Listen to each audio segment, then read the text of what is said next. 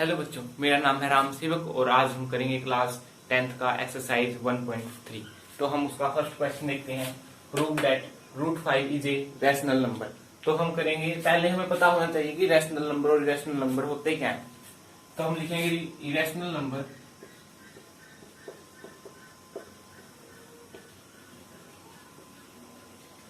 ये वो नंबर होते हैं जो a बाय बी की फॉर्म में नहीं लिखे जा सकते, not equal to a by B. Example √5, √3 ऐसे। और रैशनल नंबर कौन से होते हैं?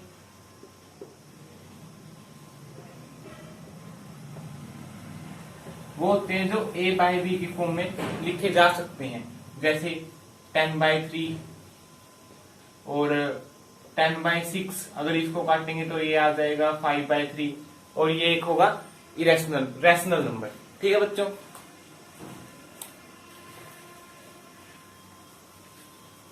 अब हम देखते हैं prove that √5 is a irrational number. तो हम करेंगे let √5 is a rational number.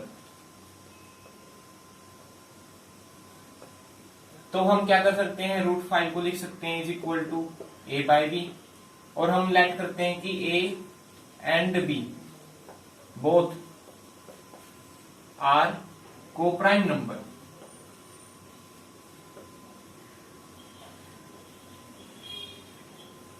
अब कोप्राइम नंबर क्या होते हैं, तो यहां पे देखते हैं।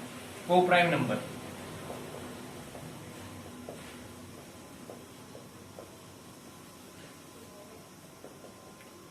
वो नंबर जिनमें कोई भी कॉमन फैक्टर नहीं होता सिवाय 1 के, यानी कि जिनका HCF is equal to 1। Highest common factor जिनका 1 होता है वो कोप्राइम नंबर होते हैं। ठीक है बच्चों, अब हम देखते हैं आगे इसको। अब हम लिख सकते हैं b√5 is equal to a squaring both side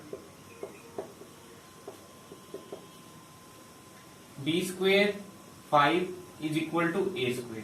तो हम लिख सकते हैं b² is equal to a² bye 5। तो इससे क्या प्रूव होता है कि a² को 5 डिवाइड करता है, तो a को भी 5 डिवाइड करेगा। कैसे? अगर हम लिखते हैं कि 10 को डिवाइड करता है 5, तो 10 के स्क्वायर को भी 5 डिवाइड कर सकता है। तो वही तो बात है, a के स्क्वायर को अगर 5 डिवाइड करता है तो a को भी 5 डिवाइड करेगा। ठीक है बच्चों, तो हम लिखेंगे a² is divisible by 5, so a also divisible by 5। अगर हम a को 5 से डिवाइड करेंगे तो हमें कुछ ना कुछ क्वोशिएंट तो मिलेगा। तो हम लेट करते हैं, let c be the quotient. ठीक है, अब हम लिखते हैं यहाँ पे, तो हम क्या लिख सकते हैं, a is equal to 5c। ठीक है बच्चों, अगर हम a को 5 से डिवाइड करेंगे तो हमें कुछ ना कुछ क्वोशिएंट मिलेगा c, तो हम ऐसे लिख सकते हैं। अब हम इस वैल्यू को इसमें पुट करेंगे, इस इक्वेशन में पुट करेंगे, तो क्या मिलेगा, 5b² is equal to a के स्क्वायर की जगह ये पुट करेंगे 5c होल स्क्वायर। ये आ जाएगा 5b² is equal to 25c² और b² is equal to 5c²। अब क्या प्रूव होता है कि b² is divisible by 5 is equal to c²।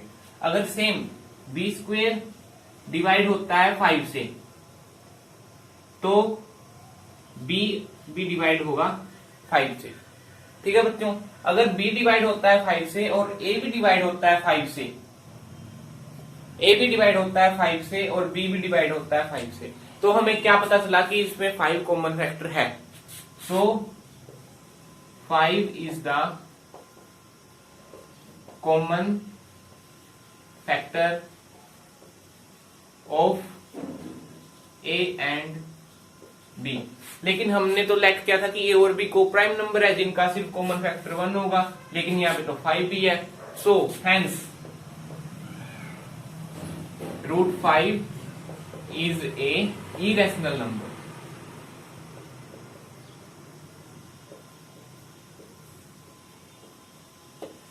ठीक है बच्चों, चलो इसे नोट कर लेते हैं। तो बच्चों हमारा सेकंड क्वेश्चन है, prove that √3 plus 2√5 is irrational number. तो हम इसे कैसे स्टार्ट करेंगे, let 3 plus 2√5 is a rational number.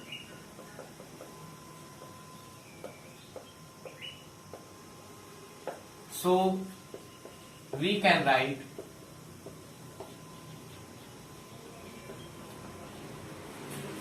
it as a by b, where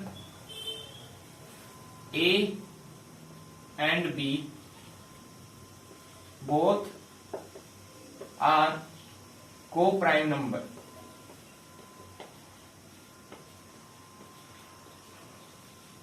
and b not equal to 0। ठीक है बच्चों, अब हम देखते हैं 3 plus 2√5 is equal to a by b. हम लिख सकते हैं 2√5 is equal to a by b minus 3। इसे लिखेंगे √5 is equal to a by 2b minus 3 by 2।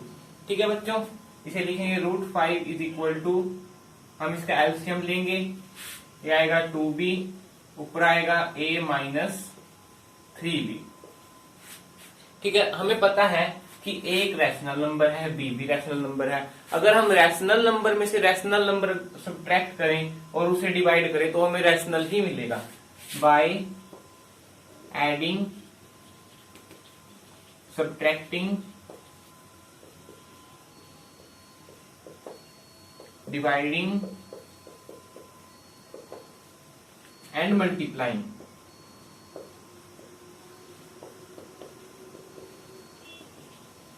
a rational number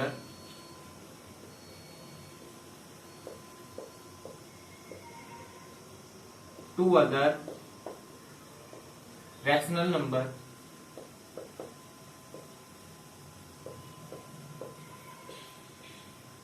we always gets a new rational number।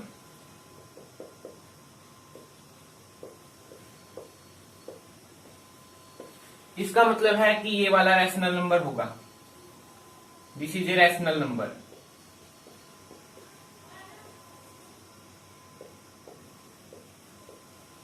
और √5 तो एक irrational number है, हमें पता है, तो ये तो फैक्ट गलत हो गया। तो हम लिखेंगे a minus 3b by 2b is rational but √5 is irrational।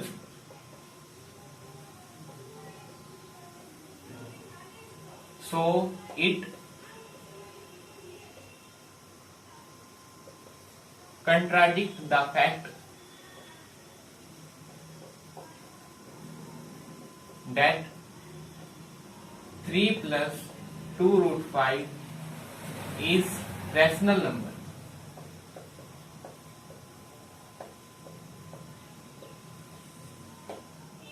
Contradict का मतलब कि ये कहता है कि 3 plus 2√5 is not a rational number। So 3 plus 2√5 is irrational।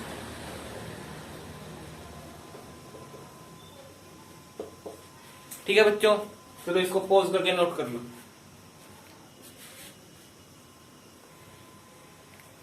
चलो बच्चों थर्ड क्वेश्चन देखते हैं, इसमें क्या कहा गया है कि prove that the following are irrational numbers. कौन से? फर्स्ट है 1/√2 एंड सेकंड है 7/√5 एंड थर्ड है 6 + √2। चलो फर्स्ट देखते हैं सॉल्यूशन। फर्स्ट है 1/√2। हम लेट करेंगे कि let 1/√2 is a rational number.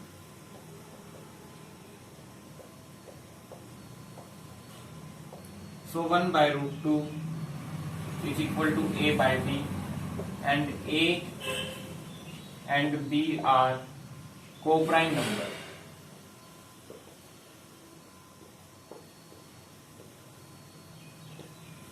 Squaring both side, पहले हम इसे बैलेंस कर लेंगे। क्या आ जाएगा, b is equal to √2a। Squaring both side b square is equal to 2a square. क्या प्रूव होता है कि b square is divisible by 2, so b also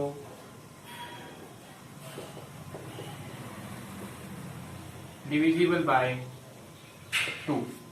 तो इसका कोई क्यूसेंट आएगा, हम लेट करते हैं c। तो हम लिख सकते हैं कि b is equal to 2c। अब हम b की वैल्यू इस इक्वेशन में पुट करेंगे, तो क्या हो जाएगा, b स्क्वेयर की जगह ये पुट करेंगे तो क्या आएगा, 2c square is equal to 2a square. तो होगा 4c square is equal to 2a square. 2c square is equal to a square. तो क्या आएगा, c square is equal to a square by 2। इसका मतलब क्या हुआ कि a square is divisible bye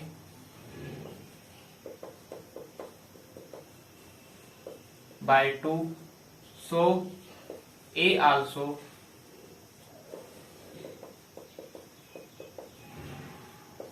divisible by 2। So क्या है इसका, b भी डिविजिबल बाय 2 है, a भी डिविजिबल बाय 2 है, कॉमन फैक्टर 2 आ गया। लेकिन हमने कहा को प्राइम नंबर है कि इनका सिर्फ एक कॉमन फैक्टर होगा, वो भी 1 होगा, तो ये हो गया रॉन्ग। तो हम लिखेंगे सो 1/√2 इज ए इरेशनल नंबर।